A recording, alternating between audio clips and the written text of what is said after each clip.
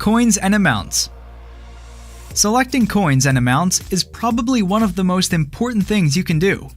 We strongly advise you to take the time to research the fundamentals behind the coins that you want to invest in.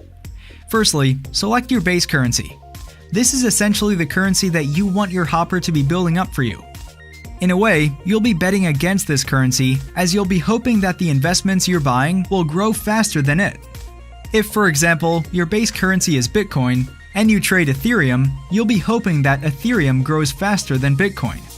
Allowed coins will cover all of the other coins you want your hopper to be trading against your base currency. Again, these are coins that you believe in. Trading inferior coins will often lead to inferior performance. Whether or not your technical analysis is sound, percentage buy amount will tell your hopper how much as a percentage of your total assets you want to invest in each position.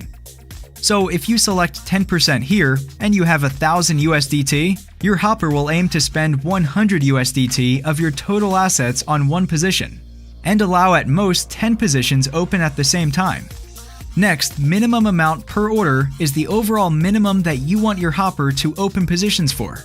Generally, your hopper will aim to buy positions for your percentage buy amount, but minimum amount per order will set the lowest it will buy a position for. Finally, maximum amount allocated refers to total amount of your assets you want your hopper to be able to access to trade with.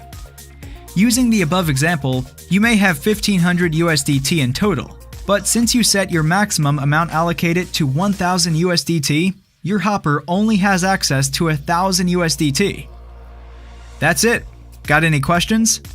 Comment and we'll get back to you.